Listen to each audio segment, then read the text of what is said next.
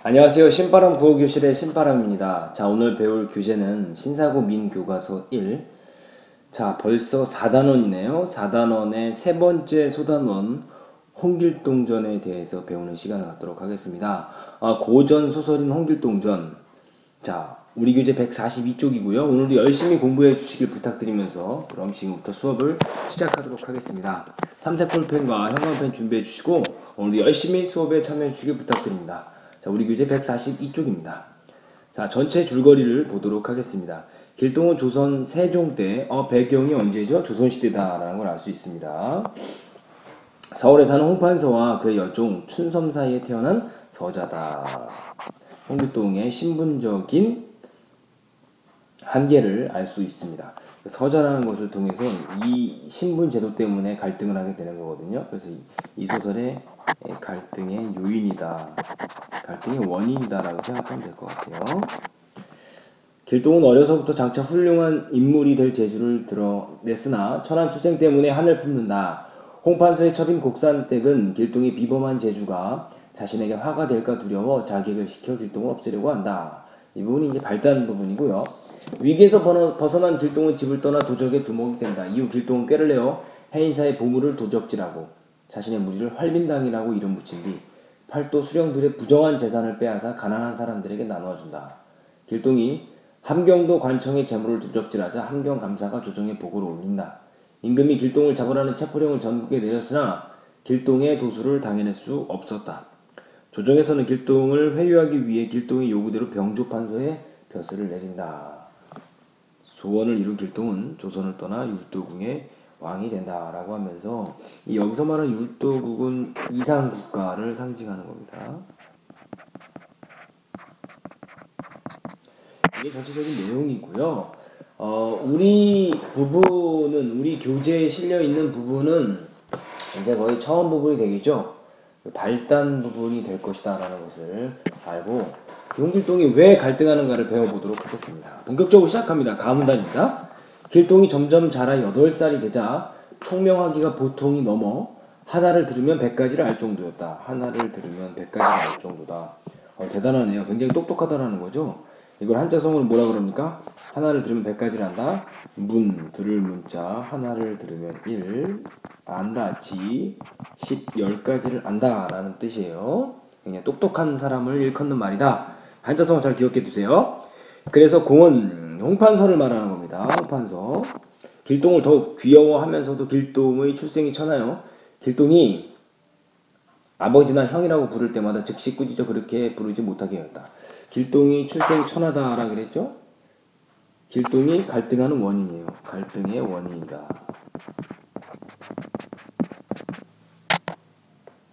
서자 출신이다라고 이야기했어요. 길동이 서자이기 때문에 그렇습니다. 길동은 10살이 넘도록 감히 호부호용, 아버지를 아버지라 부르고 형을 형이라 부르지 못하고, 호부호용이 그 뜻이에요. 종들로부터 천대받는 것을 뼈에 사무치도록 한탄하면서 마음 불바를 몰랐다. 자, 당시 현실을 알 수 있겠죠? 신분차별이 존재했다라는 거예요. 길동이 뭐였어요? 서자였기 때문에 차별받았죠? 개인과 사회 간의 갈등을 유발한다. 개인과 사회의 갈등. 길동의 갈등 원인 별표쳐야죠. 이거 오마이노트로 정리하십시오.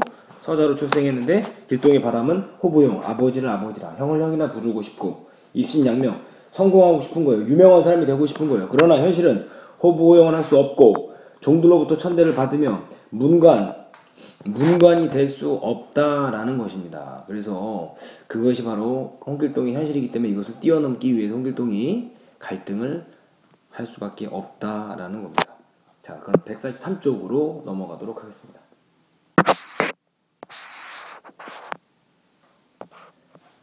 어느 가을 9월 보름께가 되자, 이게 뭐 시공간의 배경이죠. 시공간적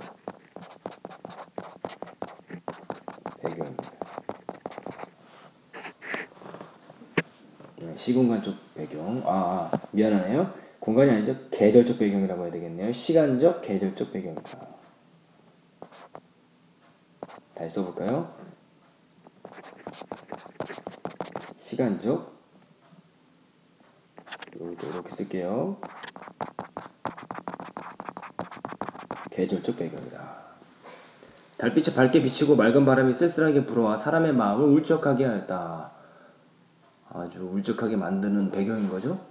길동은 서당에서 글을 읽다가 문득 책상을 밀치고 탄식하기를, 세상으로 대장부가 세상에 나서 공명을 본받지 못할 바야. 공명을 본받다라는 것은 아까 뭐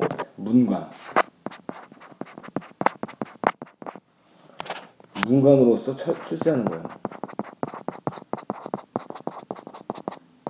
문관으로 출세하지 못할 바에야 차라리 병법이라도 익혀서 대장에게 주어지는 그 도장 같은 겁니다. 허리춤을 비스듬히 차고 동정서벌하여 동쪽과 서쪽을 정벌하여 나라에 큰 공을 세우고 기어 이름을 오래도록 빛내는 것이 장부의 통쾌한 일이 아니겠는가? 이 기역 니은으로 묶은 부분에서 드러나는 사상은 어떤 사상? 입신양명입니다. 입신, 몸을 세우고 양명, 이름을 널리 떨친다. 유명한 사람이 되는 것을 의미하는 거예요.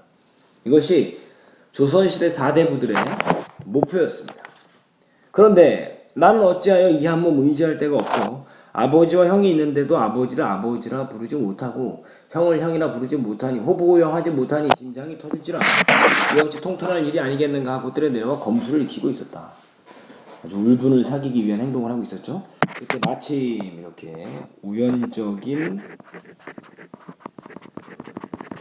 고전소설의 특징입니다. 우연성입니다.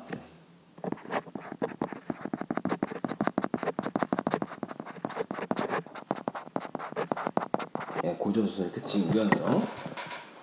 그때 마침 여기서의 공은 누굽니까? 홍길동의 아버지 홍판서를 의미합니다. 홍판서도 달빛을 구경하고 있었는데 길동이 서성이는 것을 보고 즉시 불러 물었다. 너는 무슨 능이 있어 밤이 깊도록 잠을 자지 않느냐? 길동이 공경하는 자세로 대답했다. 소인 네모칸 치세요. 이것은 뭡니까? 길동의 신분을 짐작하게 하는 호칭입니다. 길동의 신분을 알려주는 호칭.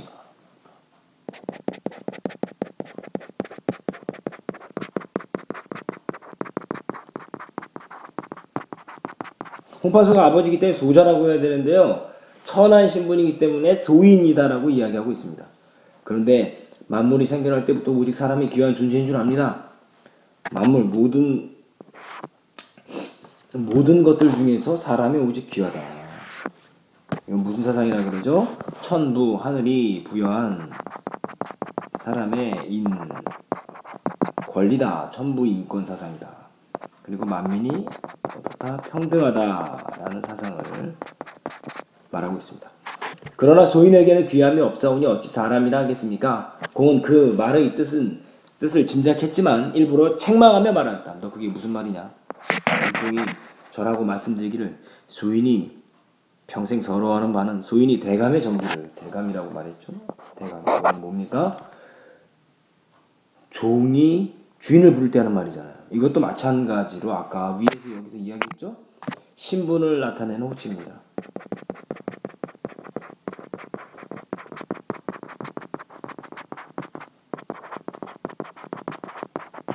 아까 이건 1번이죠.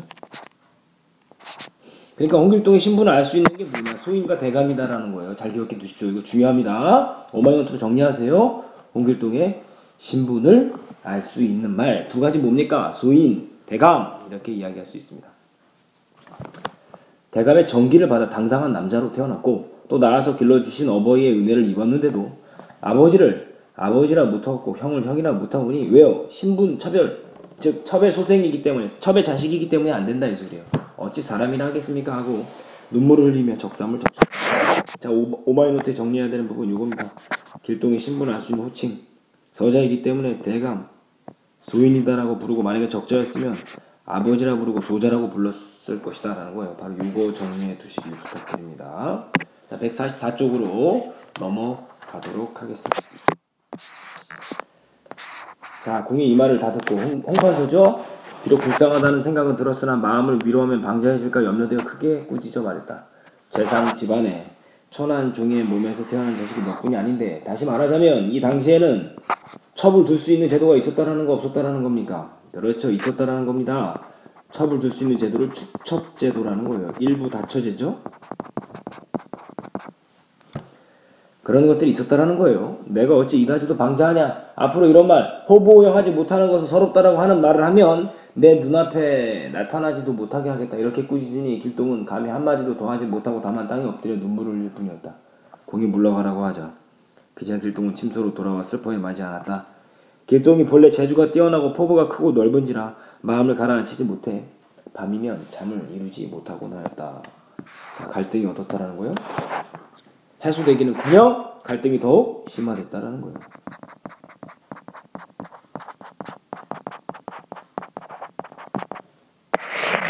하루는 길동의 어머니의 침소애가 울면서 아뢰었다. 소자가 어머니한테 소자라고 부르죠. 왜요? 어머니하고는 신분이 어떻습니까? 같기 때문에 둘 다 천민이기 때문에 그렇습니다. 신분이 같은 거예요. 모친과 더불어 전생의 연분이 중하여 전생의 연분 세상의 모자가 되었으니 여기에 드러나는 사상은 무슨 사상입니까? 불교에서 윤회 사상이라는 거죠.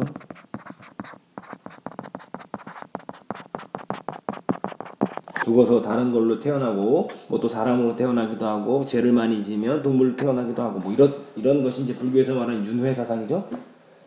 그 은혜가 지극하옵니다. 그러나 소자의 팔자가 사나워서 천한 몸이 되었으니 풍문함이 깊사옵니다. 장부가 세상에 살면서 남의 천대를 받는 것이 불가한지라 소자는 자연히 서름을 억제하지 못하여 어머니의 슬하를 떠나려 하오니 엎드려 바라본데 모친께서는 소자를 염려하지 마시고 귀한 몸 잘 돌보십시오 라고 말하면서 어머니를 걱정하는 효성이 드러나는 거죠. 그런데 위에 밑줄처럼 부분 장부가 세상을 살면서 남의 천대받는 것 불가하다. 그럴 수 없다라는 소리죠. 이걸 통해 알 수 있는 건 뭡니까? 길동이 집을 떠나려는 이유입니다.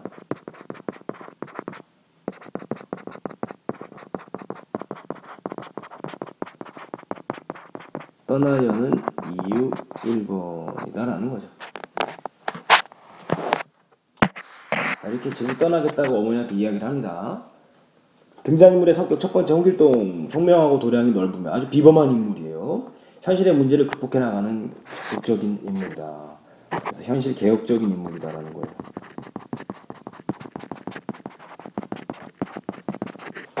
당연히 정리해둬야 되겠죠. 오마이노트에 홍판사는 길동의 아버지고 봉건적 질서에 순응해 나가는 보수적인 인물이고 권위적이며 완고하다. 현실 순응적이다.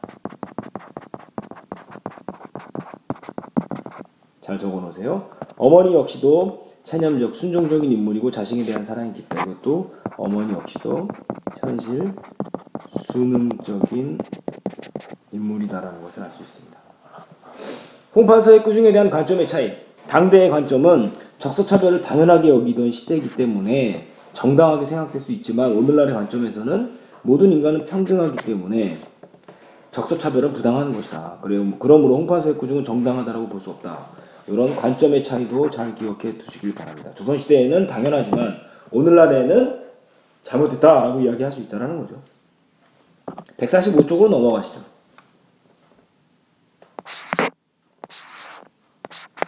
자, 길동의 어머니가 듣고 크게 놀라 말했다. 재상 집안에 나오죠? 기억으로 묶으시고요. 천하 출생이 너뿐이 아닌데 어찌 마음을 좋게 먹어 어머니의 간장을 태우나. 어머니의 태도는 뭐다? 현실 순응적인 태도다. 너뿐만이 아니지 않냐. 다른 사람도 이런 사람 많은데 너는 왜 그래? 뭐 이렇게 이야기하는 거죠. 길동이 대답했다. 옛날 장충의 아들 길산이 장길산 말하는 거죠. 유명한 도둑입니다.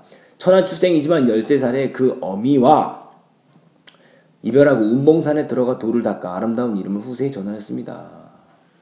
아름다운 이름을 후세에 전하였다. 이것도 아까 앞에서 배웠던 입신양명사상이다. 소자도 그를 본받아 세상을 벗어나려 하오니 모친 안심하고 후일을 기다리십시오. 자, 소자도 그를 본받아 세상을 벗어나려 한다. 아까 앞에서 배웠던 것처럼 집을 떠나려는 이유 2번입니다.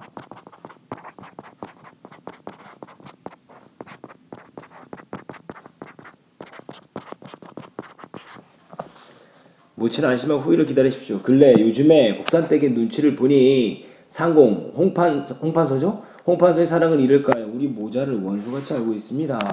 길동이 집을 떠나려는 이유 3번입니다. 큰 화를 입을까 하오니 모친께서는 소자가 나감을 염려하지 마십시오. 하니 그 또한 슬퍼하더라. 뭐뭐 하더라. 이거는 고전소설의 특징 문어체. 구어체는 우리가 직접 말하듯이 하는 거죠. 그런데 문어체는 글에서만 나타나는 말투다라는 걸 기억해 두시면 좋겠습니다. 이것도 고전소설의 특징입니다.